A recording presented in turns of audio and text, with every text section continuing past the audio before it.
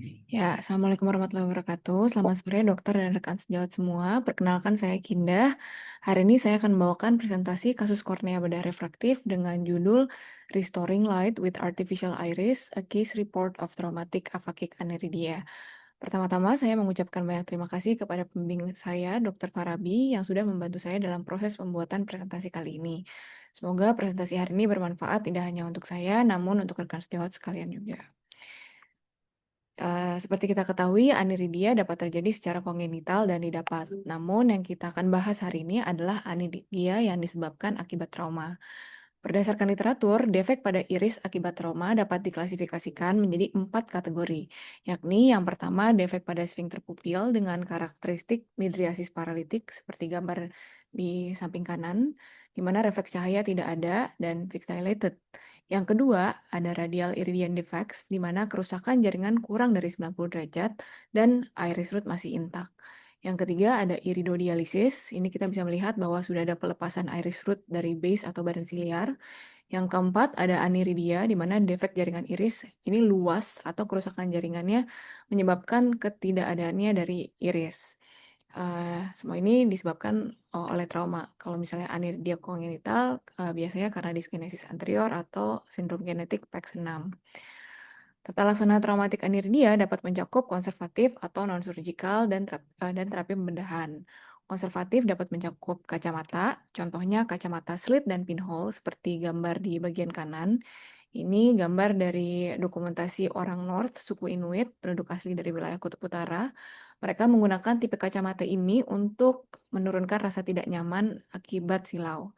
Atau yang lebih modern, kita bisa pakai kacamata pinhole seperti yang di pojok kanan bawah, atau kita juga bisa pakai fotokromatik yang bisa berubah dari terang ke gelap sesuai dengan eksposur cahaya yang menyinari area optik kacamata.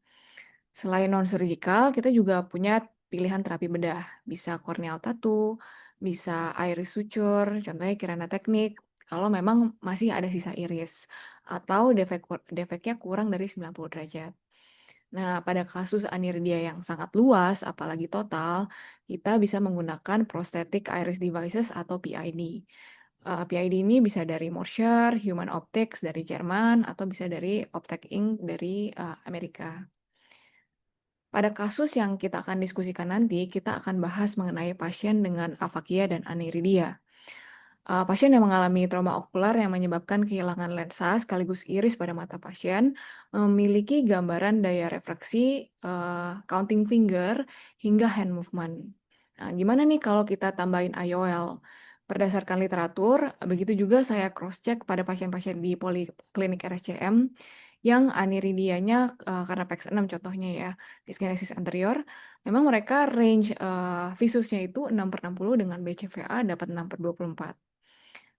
Ya, dan sekarang kita lihat kalau kita tambahin apertura prostesis atau PID atau artificial irisis, ini ditemui berdasarkan literatur range visusnya itu gapnya sangat besar. Mulai dari hand movement sampai 6/9. Nah, kita sebagai dokter mata akan menimbang-nimbang nih konsiderasi operasinya. Apakah kita sebagai dokter mata pengen konservatif aja dengan main aman, range 6/60 sampai 6/24, atau kita mau meresikokan matanya dengan range hand movement sampai 6/9. Walaupun studi literatur hand movement sampai 6/9 ini memang kasus-kasusnya kisaran 50% itu traumatik aniridia. Jadi ada kemungkinan gangguan posterior yang menyebabkan data klinisnya hasilnya seperti itu. Dan kohort-kohort untuk traumatik aniridia memang tidak banyak studinya. Setelah itu, saya coba telaah lagi, jadi kualitas penglihatan pasien-pasien aniridia ini seperti apa sih sebenarnya. Jadi kalau misalnya orang normal kita bisa lihat kayak gini, walaupun range visus mereka 6/60 sampai 6/24, yang mereka lihat sebenarnya kayak gini, kontrasnya sangat-sangat tinggi. Jadi untuk gap knowledge, pemberian artificial iris atau membuat apertura pada pasien-pasien dengan aniridia ini masih ada tempatnya. Sekarang kita membahas mengenai kasus aphakic aniridia pada pasien pria usia 56 tahun datang pertama kali ke poliklinik KBR dengan keluhan mata kanan buram dan merasakan silau serta glare dengan riwayat trauma akibat terkena pantalan besi yang menyebabkan lensanya itu jatuh ke posterior. Lalu pada Februari 2026, pasien dilakukan tindakan pars plana vitrectomy, endofragmentasi, dan tamponade silikon oil pada mata kanan. Lalu pasien dirujuk oleh Mas Jawat Retina untuk pemasangan second implant IOL di divisi KBR. Berikut adalah pemeriksaan pasien sebelum operasi pada 6 Mei 2026, di mana kita dapati memang visus BCVA-nya ini masih bisa 6/20. Walaupun pre-op vitrektomi dia 1/300, lalu post-op vitrektomi dia 1/2/60, dengan spheris plus 8,5 dia bisa BCVA sampai 6/20. Kita dapati ada glaukoma sekunder juga dengan TIO yang memang fluktuatif 11, 16, 27, tapi memang pre-op itu tekanan bola matanya 27 ontimol glopak.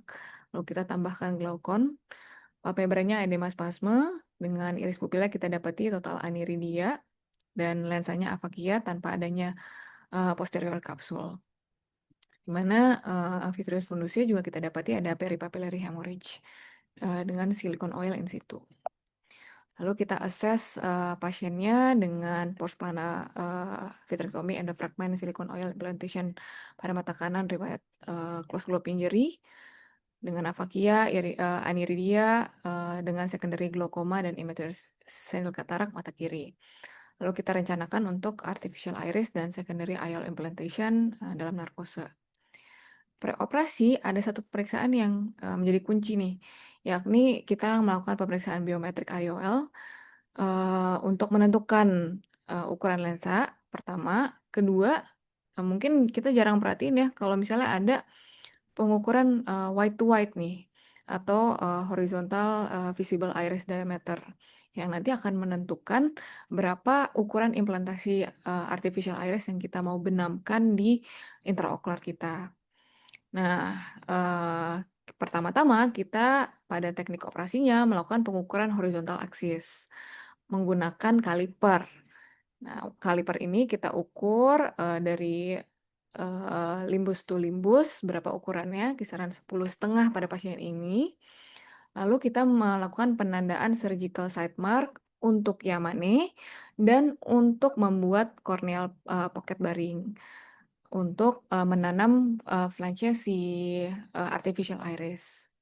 Setelah itu kita lakukan peritomi di kuadran superior, terus kita bikin scleral grooving berbentuk frown, lalu kita mulai buat corneal paket buring seperti teknik para. Nah, ini adalah area di mana kita akan meletakkan prolen yang akan menggantung artificial iris.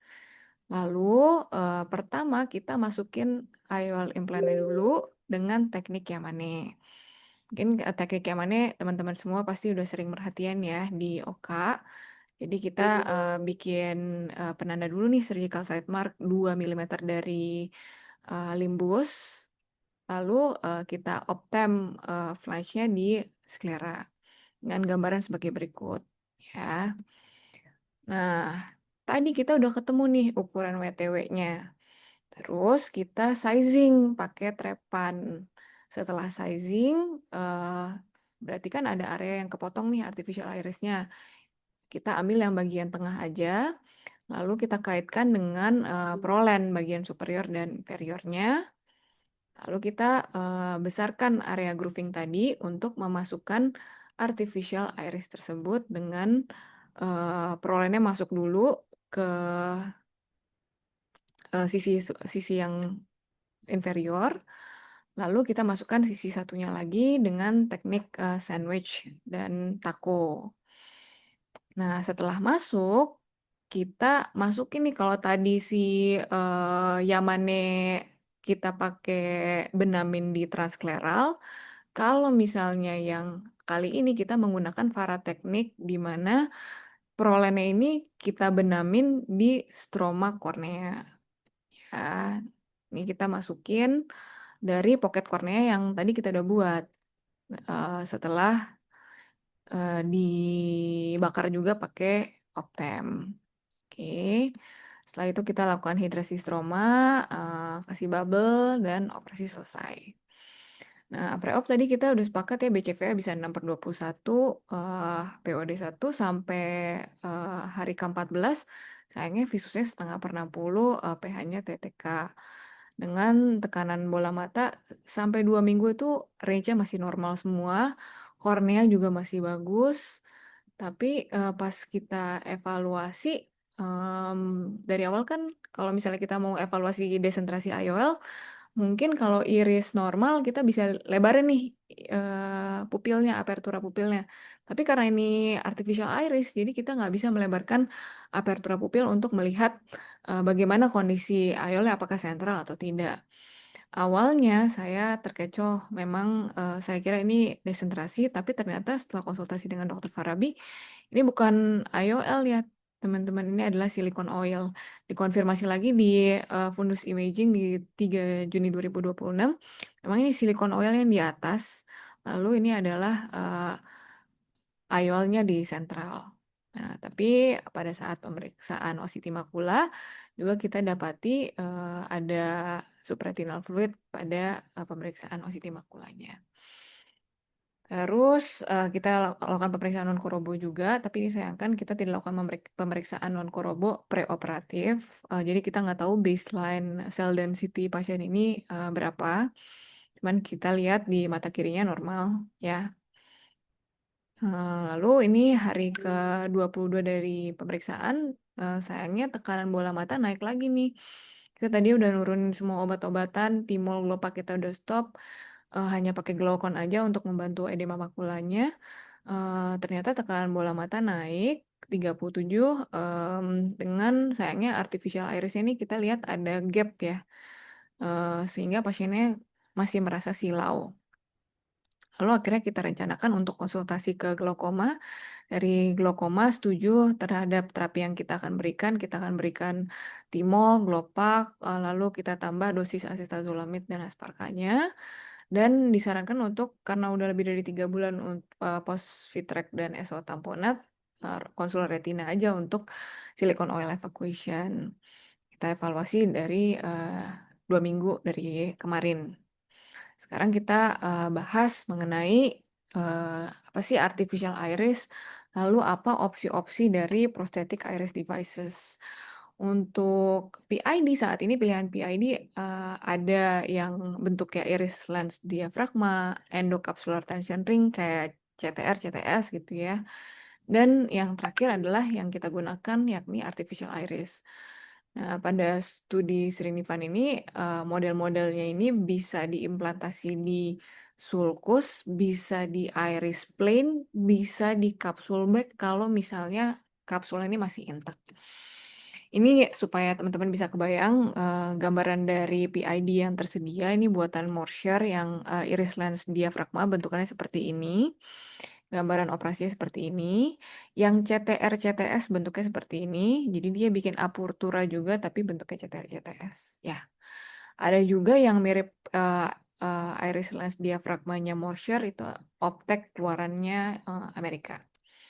Dari studinya Srinivan menyatakan bahwa seluruh pasien-pasien dengan artificial iris ini regain UCVA maupun BCVA. Namun komplikasinya beragam mulai dari kapsular tear, lalu glaukoma, edema makula dan sistoid makular edema dan lain-lain. Di sini kita menimbang-nimbang nih, jadi PID yang tadi udah tersedia, kita mau milih yang mana? Terus bagaimana kita bisa, proses pemilihannya. Jadi seleksi dari PID ini yang pertama adalah kita tahu dulu statusnya, dia apakah phakic, pseudophakic, atau aphakic. Cuman dari semua studi menyatakan bahwa, utamakan kita pseudophakic dan aphakik karena eventually pasien-pasien dengan PID, karena itu ada implan, dia akan menginduce katarak yang lebih, early. Jadi sekaligus aja operasi katarak kalau misalnya kita mau, kasih PID.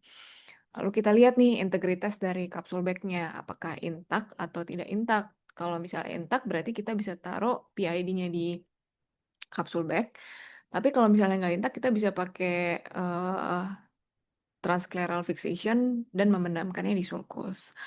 Selain itu kita harus tahu juga bagaimana defek dari atau seberapa luas defek dari irisnya, apakah kurang dari 3 clock hours, 3 sampai 6 clock hours atau extending more than 6 clock hours atau total aniridia. Dan untuk pertimbangan dari kosmetiknya, saat ini kosmetik yang paling bagus memang customized AI, di mana pada beberapa negara customized AI ini kita bisa foto mata kita, terus nanti merekanya custom warnanya. Jadi mau dark brown dan lain-lain mereka ada. Sekarang kita bahas berarti khusus ke artificial AI ya. Jadi artificial AI ini dia ukurannya diameter 12,8 milimeter dengan apertura pupil diameternya 3,35 milimeter. Dia ada dua model yakni fiber dan non fiber. Kalau kita mau pakai jahitan kita pakai fiber, kalau misalnya kita nggak mau jahit kita pakai non fiber. Terus ini indikasinya salah satunya adalah trauma. Kontraindikasinya kurang dari 6 tahun karena masih berkembang matanya, uveitis, microphthalmos, retinal detachment, rubeusis, retinopathy, dan kita harus caution pasien-pasien dengan severe corneal dystrophy karena penggunaan AI ini dinyatakan 8% pasiennya itu bisa jadi endothelial cell count loss. Dan dia tidak didesain untuk diletakkan di COA, sama kita harus caution juga buat pasien-pasien yang masih ada lensa kristalinnya. Studi dari human optics ini paling banyak memang dipergunakan untuk traumatic aniridia. Nah, ya, implantation teknik ini secara general kita gunakan pada pasien dengan aphakic atau pseudophakic. Kita selalu letakkan di posterior chamber ya, antara di sulcus atau di back. Jadi tekniknya bisa yang pertama kita benamkan bersama dengan CTR, atau yang kedua kita bisa pisah nih satu AI-nya di sulcus, IOL-nya di kapsul back. Atau kita mau transscleral suture berbeda-beda seperti pasien kita juga, atau kita mau tempel si IOL-nya ke artificial iris-nya, contohnya kayak gini. Ini kita kaitkan dengan ProLens artificial iris sama IOL-nya. Nah, tadi kan kita udah tahu ya kalau misalnya sediaannya artificial iris ini memang 12,8 milimeter, sehingga kita harus sizing, kita mau letakin di mana. Kita sizing itu bisa pakai UBM, OCT, white to white caliper, atau dengan rule of thumb-nya rumusnya Prof. Koch ya. Oke, sekarang kita bahas teknik implantasinya. Jadi indikasi dari transscleral suturing tadi udah sesuai dengan PID dan 4 indikasinya. Kalau memang absen dari capsular bag-nya kita suture mau nggak mau. Tapi karena ini custom flex, dia itu bisa dilipat-lipat masuknya, bisa pakai injektor juga. Dan untuk mencegah terjadinya glaukoma sekunder, kita dapat melakukan iridorektomi perifer pada artificial iris. Jadi dia bisa dipotong, ya. Gambaran masuk pakai injektornya kayak gini. Jadi dia bisa lipat-lipat karena dia custom flex. Berikut adalah gambaran pasien-pasien dengan artificial iris. Ini bule ya. Jadi Dr. Kevin Miller nih salah satu penggagas dari artificial iris juga. Ini pasien kita, Bapak yang usia 56 tahun itu. Eh, Bagus juga, cakep hasilnya.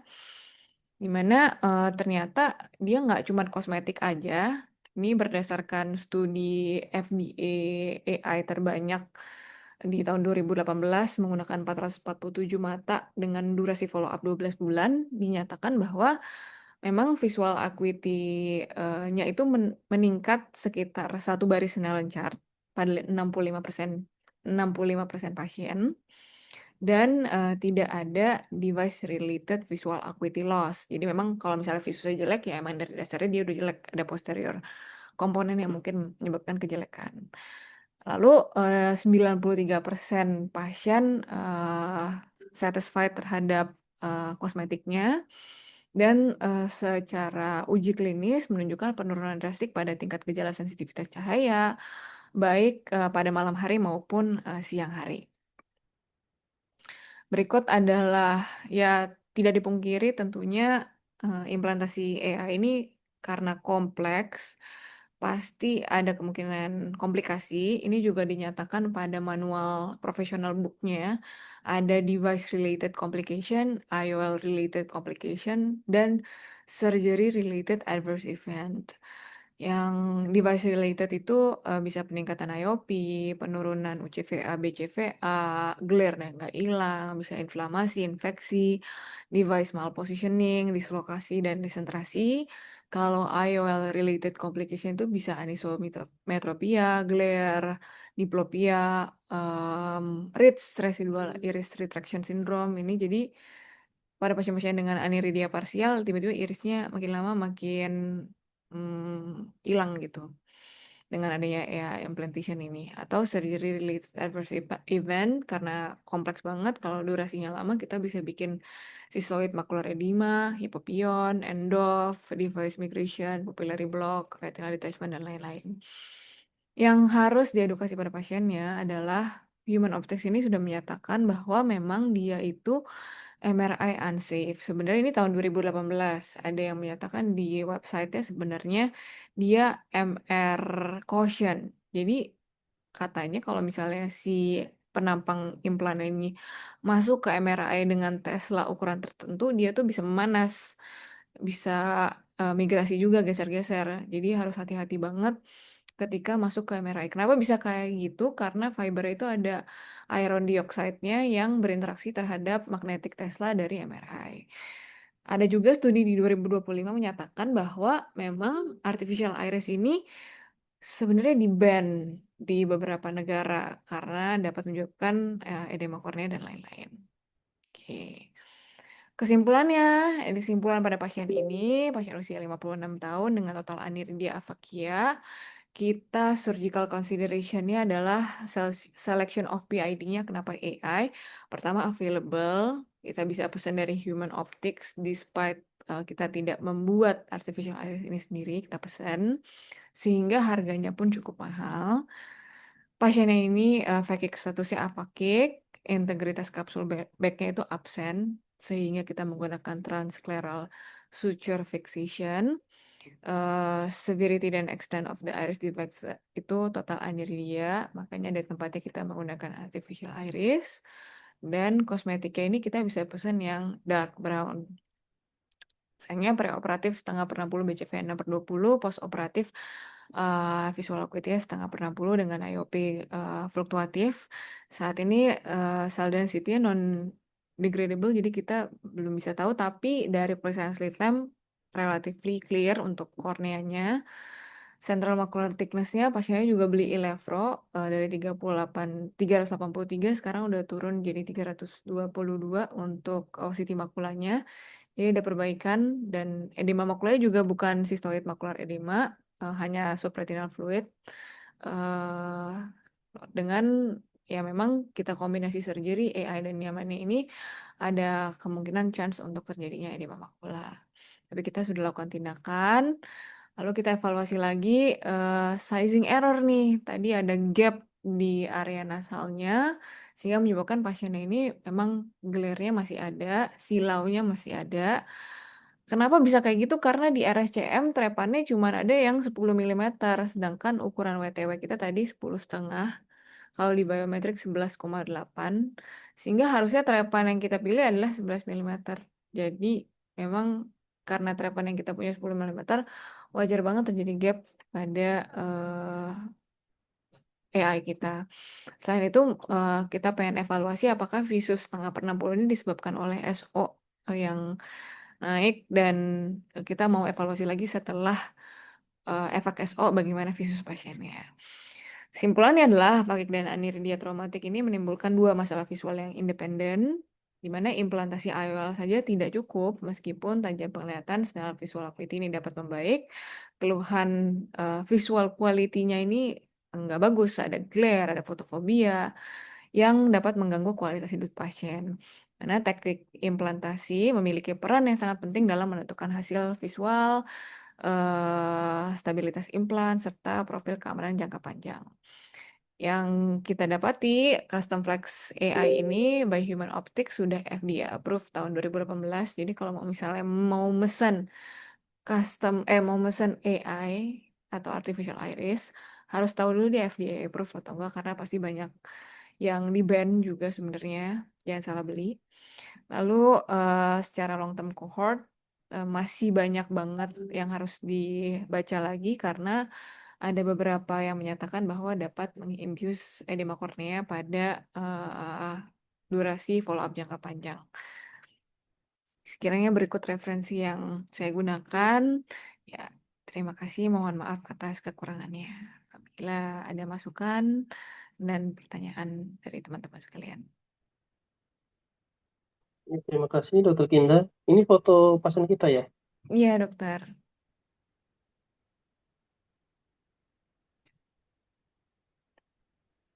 Hmm, Masangnya harus sentral ya, kalau nggak kelihatan seperti strabismus ya.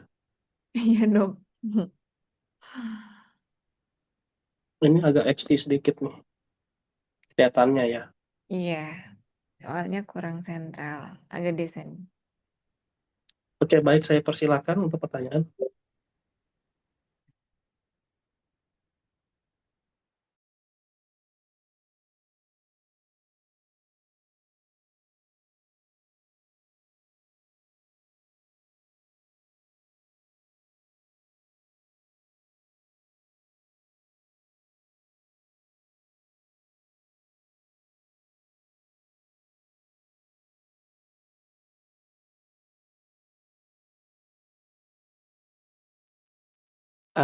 Izin tanya, Dokter Farabi. Terima kasih, Dokter Farabi, untuk kesempatannya. Terima kasih, Ini Dokter Kita. Erik, lalu Saputra nanya ya. Oke, silakan. Oh, siap, Dokter. Baik, terima kasih, Dokter Kinda, untuk presentasinya, Dokter. Dokter, saya ingin tanya tadi pada presentasinya kan ada pada proses sizing ya, Dokter. Terutama kan ini kan kalau memang si sclera lens ini dari rumusnya ada penambahan 0,5 milimeter, Dok, untuk kayak pemasangan implantasi si artificial iris di sulcus ini, Dok. Sebenarnya itu dasarnya bagaimana ya, Dok? Untuk perhitungannya gitu, Dok. Mungkin pada kasus ini. Terima kasih, Dokter.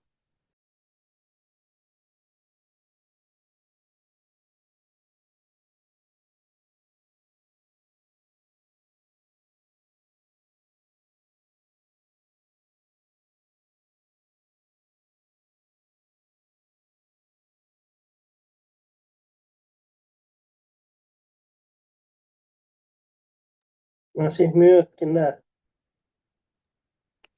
Izin menjawab, Dokter Ical. Terima kasih atas pertanyaannya. Jadi berdasarkan perhitungannya Prof. Koh, rumusnya itu memang dari white to white, perhitungan limbus to limbus pasien, baik dengan kaliper atau UBM atau OCT intraoperatif, nanti kita tambahin 0,5 mm. Dari penambahan 0,5 mm ini kita sizing down jadi bulat, lalu kita pilih trepan sesuai dari sizing itu. Nah, 0,5 mm ini dapat dari mana nih 0,5 mm-nya? 0,5 mm-nya dapat dari di mana kita mau meletakkan si iris implantation-nya. Jadi kita harus kebayang dulu kita mau pasang di mana. Tadi sudah sepakat bahwa pemasangan itu bisa di sulcus, bisa di back. Yang penting kita ketahui adalah teknik dari pertama operasinya, kita harus ambil kisaran 2 mm dari limbus sehingga mencapai ke sulcus. Kalau pada pasien ini kita ambil 1,5 mm, kita mau tempel di iris plan. Kalau misalnya di sulcus, berarti ukurannya lebih kecil lagi. Nah, WTW itu karena jarak proksi dari limbus ke limbus, kalau kita lihat penampangnya, diameter sulcus ke sulcus yang akan kita letakkan ini, kisarannya akan lebih besar daripada limbus to limbus. Validasinya dari mana? Validasinya dari studi menggunakan UBM. Memang kalau misalnya berdasarkan studi-studi menggunakan kaliper atau biometrik IOL, itu memang tidak terlalu akurat. Dia range-nya dengan kaliper tuh bisa 0,48 sampai range-nya tuh bisa 0,5 untuk perbedaan dari kaliper ini. Sedangkan kalau misalnya validasi dari UBM, selisih rata dari sulcus ke WTW kaliper adalah 0,5 mm. Sehingga kalau misalnya kita mau nanam di sulcus, ukurannya harus kita gedein dari ukuran WTW, yakni penambahan 0,5 mm.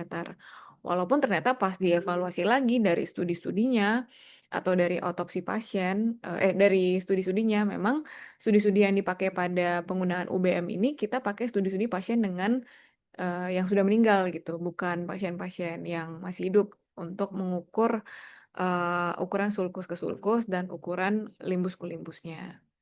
Nah, berapa sih range normal dari WTW normal? Biasanya white to white normal itu range normal itu 11,8 kalau misalnya kita pakai kaliper. Kalau UBM itu bisa 12,3. Dan kalau sulcus to sulcus, range yang ukuran horizontal, itu berdasarkan anatomi, range itu di 12,13 plus minus 0,45 mm. Supaya kebayang, mungkin aku juga kasih gambaran anatominya. Ini adalah gambaran anatomi dari di mana nih kita mau letakin ya. Kalau misalnya sulcus berarti kan di belakang, kalau misalnya di belakang lagi tapi lebih kecil. Jadi kalau di back ukurannya itu nanti kita downsizing lagi sesuai ukuran back. Kalau lensa kan ukurannya kisaran 9 mm tuh. Biasanya kita kalau trepan untuk naruh di bag ukurannya bisa 9, 10. Tapi kalau misalnya kita mau taruhnya di sulkus ukurannya biasanya 11 atau 12. Sayangnya memang trepan yang dimiliki di RSCM itu hanya 10 mm. Jadi pada saat kita sizing si AI-nya kesannya kekecilan gitu. Makanya masih ada gap sedikit pada pasien ini. Kiranya eh, mohon koreksinya Dokter Ferbi kalau salah. Terima kasih Dokter Kinda untuk jawabannya. Sejauh ini sih dapat dipahami ya dok. Terima kasih. Terima kasih Dokter Richard.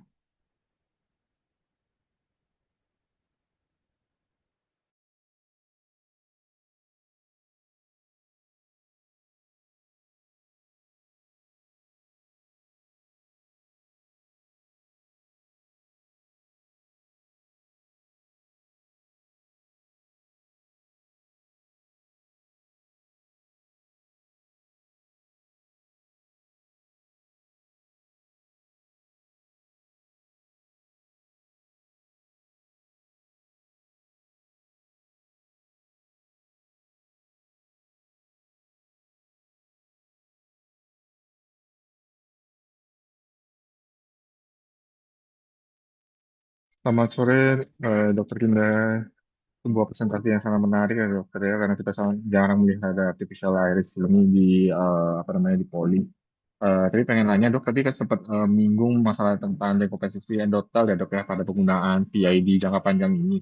Saya kira ada sempat membaca literatur gitu yang ada sudah pernah melihat gitu penggunaan PID pada jangka panjang dan kira-kira apa dampaknya pada ECC loss gitu dan sekiranya setelah dapat bacaan dari literatur tersebut, kira-kira apa yang harus kita perhatikan pada pasien-pasien dengan penggunaan PID ini? Terima kasih.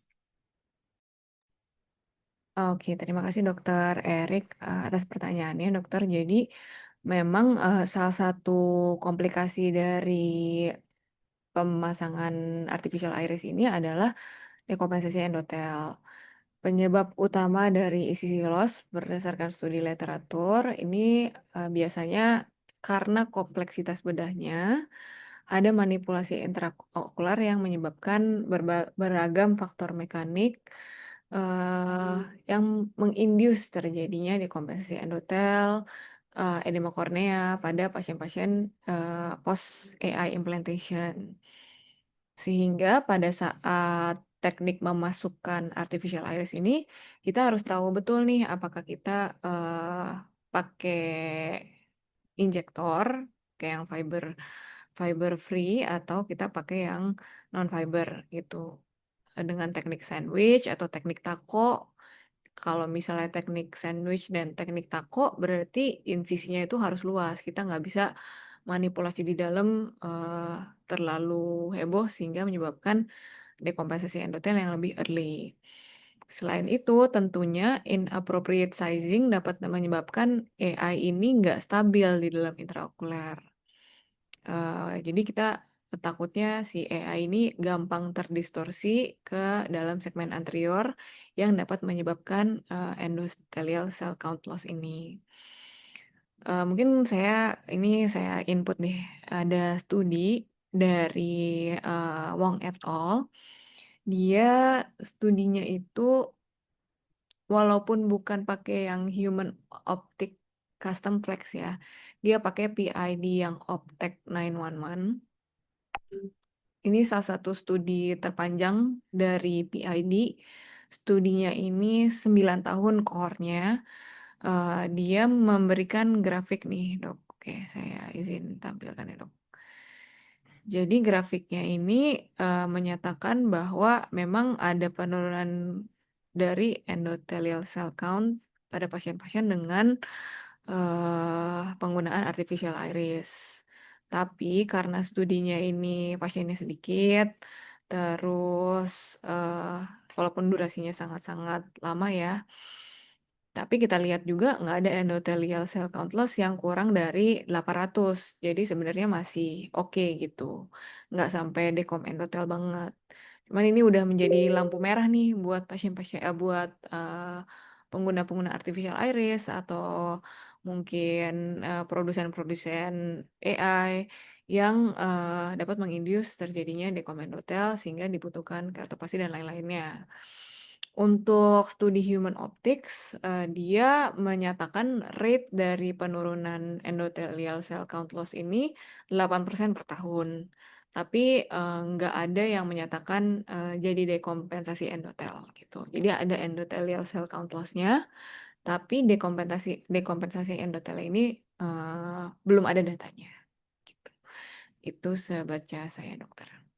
Kalau untuk pasien ini, sayangnya non-korobonya nggak kebaca, udah berulang kali dicoba, tapi ternyata non-korobonya nggak kebaca. Cuman kalau kita lihat, memang korneanya ini masih relatif jernih, jadi harusnya sih aman gitu, insya Allah.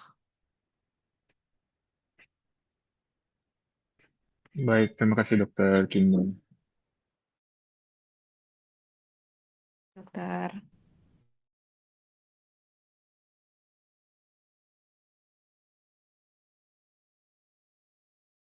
Oke, berikutnya.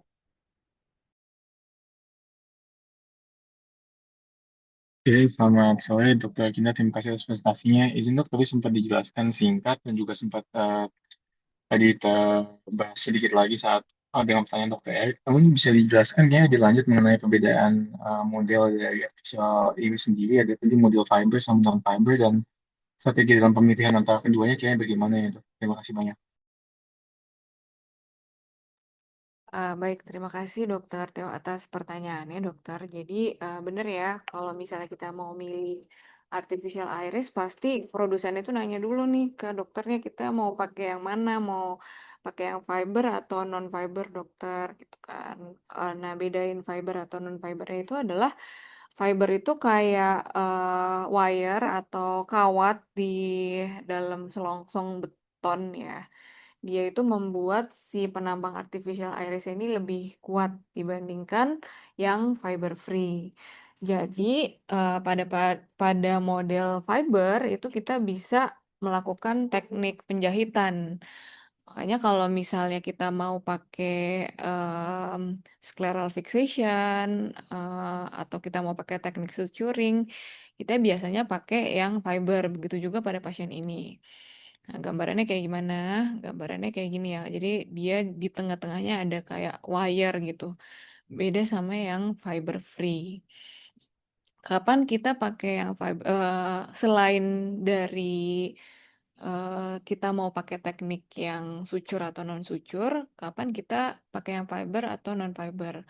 Kalau misalnya yang fiber, resikonya adalah kita susah nih ngelipat-lipatnya kayak gini karena dia nggak sefleksibel yang non-fiber. Kalau non-fiber, makanya biasanya kita gunakan ketika teknik yang mau kita pakai untuk implantasi IOL-nya adalah dengan teknik yang dimasukin ke bag. Karena dia mudah dilipat, mudah mengembang, dibandingkan artificial iris yang kita mau taruh di sulcus. Jadi itu pertimbangan-pertimbangan yang mungkin dokternya bisa tahu kapan kita harus pakai fiber, kapan kita harus pakai non-fiber, dokter. Baik, terima kasih Dokter Kinda atas penjelasannya. Maksudnya kalau boleh diulang dikit, tadi yang pada kasus ini tadi non-fiber ya? Tadi kita pakainya fiber karena kan kita mau jahit ke transscleral. Baik, terima kasih banyak penjelasannya Dokter Kinda. Ya, ya.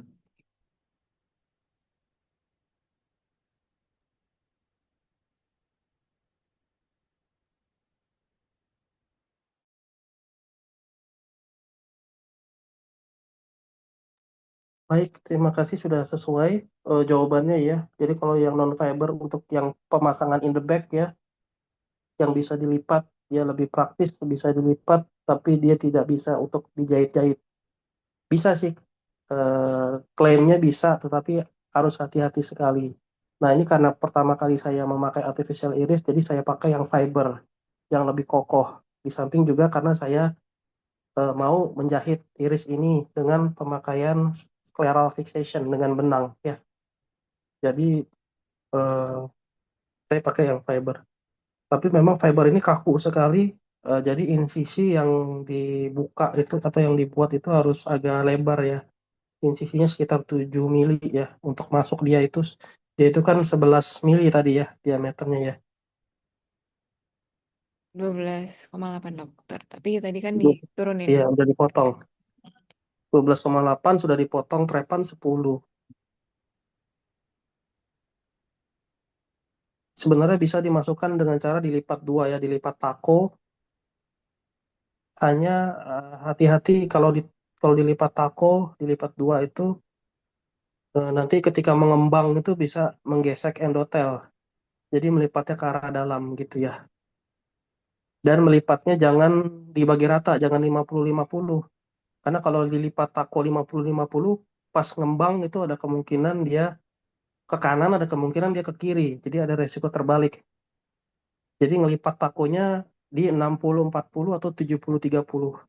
70-30%. Jadi agak asimetris ya. Seperti tako yang gambar itu tuh gambar berapa tuh 19 yang sebelah kanan.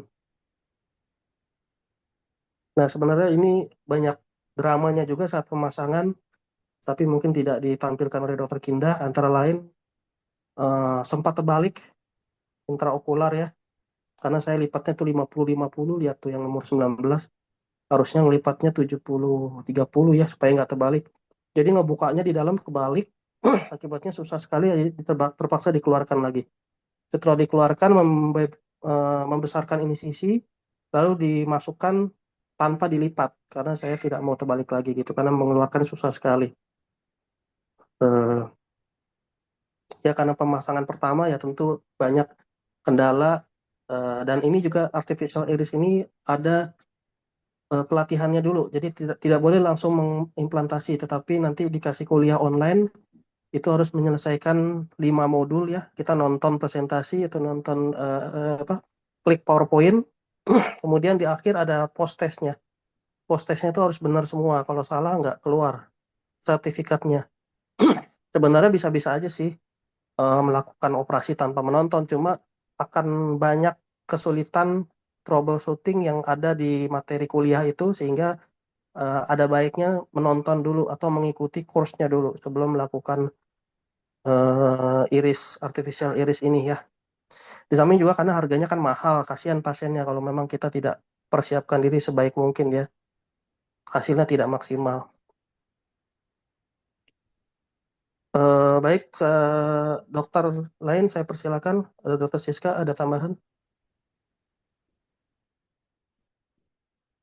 Eh, Sedikit saja mungkin karena sudah azan maghrib ya. Eh, Ya jadi kehadiran iris ini untuk bilik mata depan sangat penting sekali pada kasus aniridia. Eh, jika kita punya apa namanya, misalnya kita harus melakukan operasi lensa atau kita harus melakukan reposisi IOL, misalnya sudah ada IOL atau kita harus mengganti IOL dan sebagainya, sementara iris itu nggak ada aniridia, apakah dia traumatik, apakah dia kongenital, itu akan sulit sekali dan walaupun misalnya pun bisa dilakukan dengan disematkan dengan cara fiksasi sklera ataupun dengan cara Yamane, selama iris itu tidak ada pada tempatnya, maka tetap akan beresiko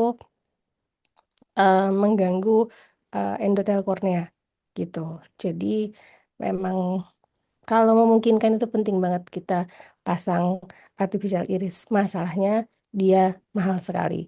Gitu. Jadi kita nggak selalu bisa memberikan opsi itu kepada pasien.